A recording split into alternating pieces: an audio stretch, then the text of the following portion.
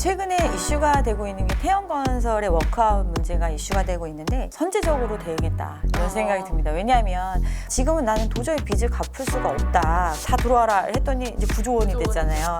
과연 나중에 다 공사대금을 완벽하게 받을 수 있느냐. 이런 큰 회사도 이런 상황이고 어려운 상황으로 갈 건데 그만큼 그 후선에 그 뒤에 뒷단에 있는 업체들은 더 자금난을 겪을 수밖에 없는 이런 상황으로 가게 될 것 같습니다.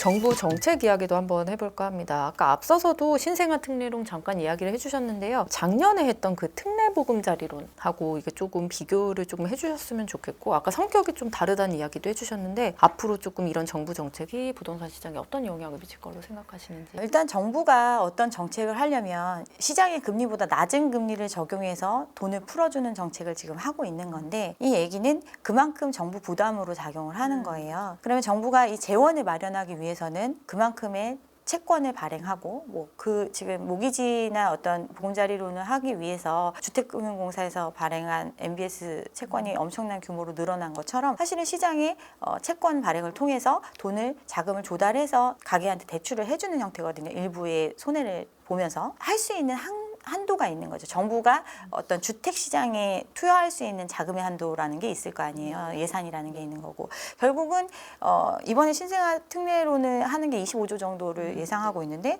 지금 또 다른 걸로 나온 얘기가 모기지에 투여되는 자금의 일부를 이제 줄이는 형태로 가거든요. 결국은 시장에 들어오는 돈은 똑같다는 거예요. 그 영향이 엄청나게 달라지는 건 아닌데 신생아 특례로는 거기에 또 다른 조건이 하나 더 붙은 거죠. 뭐냐면 아이가 있어야 되는 거잖아요. 근데 우리가 이제 지금 아이를 낳을 수 있는 나이대들한테 직접 물어보면 집을 사기 위해 애를 낳는다? 이거에 대해서 맞다라고 이야기하시는 분들은 많지 않을 거예요. 그 얘기는 애를 갖게 되는 상황이 됐는데 이 론이 나왔다. 그러면 이걸 활용할 수 있지만 이걸 위해서 집 말고도 더 많은 돈과 더 많은 노력이 들어가야 되는 아이를 낳는 문제를 선택하는가, 이 부분에 대해서는 굉장히 제한적인 수요에게만 영향을 미칠 수 있다. 신혼부부 특례라든가 이런 생애 최초 이런 분들 같은 경우에 아이를 낳을 가능성이 높잖아요. 그런 분들이 어떻게 보면 대안적인 형태로 갈아타는 형태로 이렇게 활용할 수는 있겠지만 어떤 신규 수요가 이걸로 인해서 급격하게 창출된다 이러기는 어렵다고 생각을 합니다. 그래서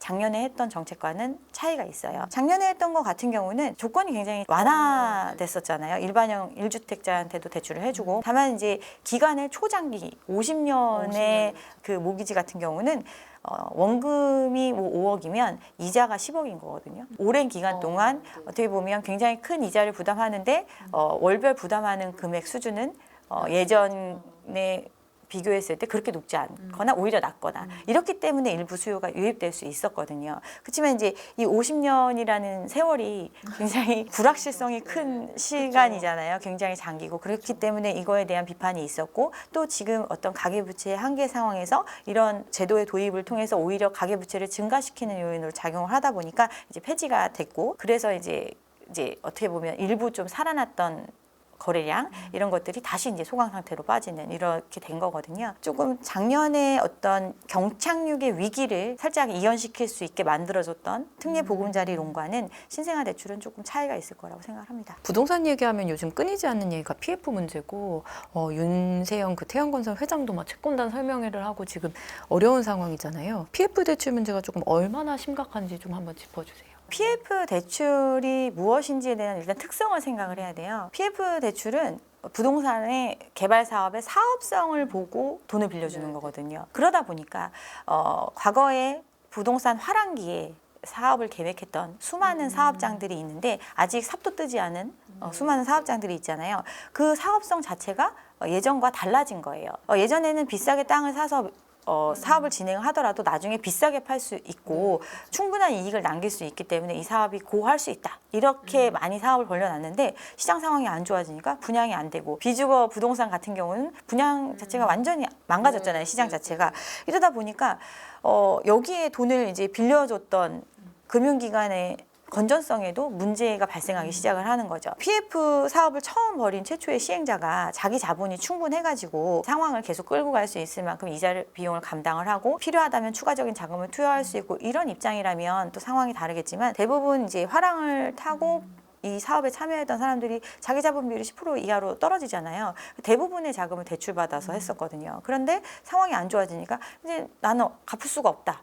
이자도 낼 수 없다. 이렇게 지금 배째라? 약간 이렇게 하시는 상황이 꽤나 길어지고 있는데 여기에 돈을 빌려줬던 주체들은 만약에 이걸 디폴트를 처리해버리면 그만큼 이제 부실로 잡히고 그렇게 되면 건전성에 영향을 줄 수밖에 없으니까 금리가 이제 인하가 되고 또는 시장 상황이 좋아지고 이런 시점이 빨리 올 것이다. 그러니까 우리가 조금만 버티면 큰 문제가 없을 것이다 라고 생각하면서 1년의 시간을 허비했다고 볼 수 있는 거죠. 근데 시간이 지났음에도 불구하고 사실 나아지지가 않는 거죠. 이게 빚을 빚으로 막는 구조이기 때문에 갚아야 될 금액이 더 불어나 있는 거예요. 시간이 길어지면 길어질수록 어떻게 보면 사업성은 더 떨어질 수밖에 없는 구조죠. 나중에 정말 우리나라 집값이 100억이 된다. 뭐 아파트가 뭐 사람 웬만한 서울의 아파트는 뭐 30억, 50억 되고 막 이렇게 된다 하면 충분한 사업성을 확보할 수 있으니까 사업이 갈 수 있겠지만 지금은 들어간 비용 대비해서 사업성을 확보하기 굉장히 어려운 구조다. 결국은 정리돼서 일정 부분 처음 이 투입된 비용에 대해서 손실을 확정하고 일부를 털어내지 않으면 다시 사업성이 회복될 수가 없거든요. 그래서 구조적인 어떤 조정의 절차 그걸 좀 순차적으로 한꺼번에 되지 않도록 좀 선제적으로 대응을 했어야 된다. 이런 말씀을 많이 드리고 있습니다. 최근에 이슈가 되고 있는 게 태형건설의 워크아웃 문제가 이슈가 되고 있는데 어떻게 보면 제 개인적으로는 이 기업이 굉장히 선제적으로 대응했다 이런 생각이 듭니다. 왜냐하면 보통은 지금 이제 총선이라는 어떤 정치적인 이슈가 있기 때문에 이 문제가 크게 불거지지 않기를 어떻게 보면 바랬을 수도 있었던 시장에서 먼저 우리는 도와주지 않으면 버틸 수가 없다라고 공개적으로 선언한 상태거든요. 그것도 건설업체 중에서 16위 규모의 굉장히 유수의 건설사가 지금 1조 원 정도 선구제안을 스스로 자구책을 투입을 했었거든요. 근데 이것도 한 빚을 통해서 어떻게 보면 연명을 한 거예요.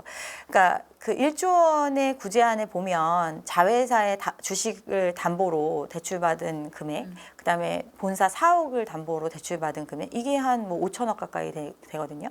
그러니까 빚을 내서 어려운 상황을 끌어보려고 했었고 지금은 이제 더 이상은 해결이 안 된다. 그래서 이제 워크아웃을 신청한 건데 워크아웃이라는 거는 결국은 고통을 분담해달라는 의미거든요. 이 회사를 살릴 것인지 말 것인지를 결정하는 것. 근데 살려달라고 이제 정부에 요청을 한 거예요. 살려주려면 굉장히 복잡한 문제에 당면하게 되거든요. 처음에는 여기에 돈을 빌려준 채권단들의 동의가 필요해요. 여기에 돈을 빌려준 사람들이 이 회사가 지금은 나는 도저히 빚을 갚을 수가 없다. 그러니까 도와달라. 이렇게 하면 빚을 탕감해 주거나 이자를 유예해 주거나 뭐 면제해 주거나 이 얘기는 그만큼 금융기관 채권단의 손실로 작용이 되는 거잖아요. 그래서 워크아웃 결정이 되려면 채권단의 75% 동의를 얻어야 되는데 그래서 이번에 채권단 설명회를 할 때 또 나온 게 처음에 어떤 채무의 부채 규모가 뭐 한 4조 원 정도 된다 이랬었는데 다 들어와라 했더니 이제 9조 원이 됐잖아요. 그만큼 어떻게 보면 엄청나게 많은 이해관계인이 이들한테 돈을 빌려주고 있다. 그러면 이들 중에서 나는 손해 안 보고 회수할 수 있는 사람도 있을 것이고 그렇지 않은 입장도 있을 것이고 이들 간의 조율이 굉장히 어려운 문제거든요. 두 번째 워크아웃을 진행을 하려면 그러면 대주주의 어떻게 보면 환원 정책 본인이 어떻게 내가 지금 문제가 생겼으니까 이 회사를 살리기 위해 내가 어떤 희생을 하겠다라는 이런 자구책이 필요하거든요. 처음에는 얼마 팔았던 자금을 다 투입을 해서 상황을 막겠다라고 했었는데 약속된 게 지켜지지 않았던 모습이 나타난 거예요. 그만큼 대주주의 입장에서도 어떻게 보면 밑빠진 독에 물을 붓고 내가 살아날 걸 기대하기보다는 어떻게 보면 시간을 버는 걸 수도 있고 이런 이해관계가 있는 거고 또 이 기업에 속해 있는 사람들에게는 뼈아픈 구조조정의 시간이 필요한 거거든요. 결국은 부실을 정리하는 과정에서 직원의 임금 삭감이라든가 정리해고 이런 부분들이 다 같이 돌아가야 회생의 길로 갈 수 있게끔 도와줄 수 있는 거거든요. 근데 이 회생이라는 거는 내가 지금만 잠깐 도와주면 나중에 내가 충분히 뭐 수주잔고가 12조 정도 된다고 하죠. 수주잔고가 차곡차곡 들어올 거기 때문에 나는 회생할 수 있다. 이런 걸로 지금 어필을 하고 있는 건데 이 수주잔고 12조에 대해서 지금 퀘스천 마크인 거예요. 왜냐하면 사업이 진행이 돼서 공사 대금을 따박따박 받을 수 있는 구조 이런 구조여야 12조가 들어오는 거거든요. 근데 지금 PF 시장에 뿌려놓은 어떻게 보면 사업을 수주하기 위해서 여기저기에 보증을 서고 또 이러다 보니까 지금 빚이 쌓인 거잖아요. 근데 그렇게 된 게 과연 나중에 다 공사대금을 완벽하게 받을 수 있느냐. 이런 부분에 대해서도 굉장히 회의적으로 볼 수도 있다. 그러면 이런 큰 회사도 이런 상황이고 그렇죠. 어려운 상황으로 갈 건데 여기에 돈 빌려준 금융기관들 만약에 워크아웃이 진행이 되면 그들은 건전성을 더 확보를 해야 되잖아요. 이런 손실을 끌어안아 주려면. 그러면 여기보다 신용이 안 좋은 회사에 대한 대출이 어려워지는 거죠. 그만큼 그 후선에 그 뒤에 뒷단에 있는 업체들은 더 자금난을 겪을 수밖에 없는 이런 상황으로 가게 될 것 같습니다. 말씀 중에 빚이 빚을 낳는 구조라고도 이야기를 해주셨는데 사실 지금 뭐 기준금리가 동결된 상황이어도 금리가 계속 지금 올라가고 있고 그래서 가계부채도 사실은 많이 증가하고 있는데요. 가계부채의 규모랑 가계부채 상환 능력 뭐 둘 다 심각하겠지만 조금 더 좀 심각하다라고 생각하시는 건 어느 부분이실까요?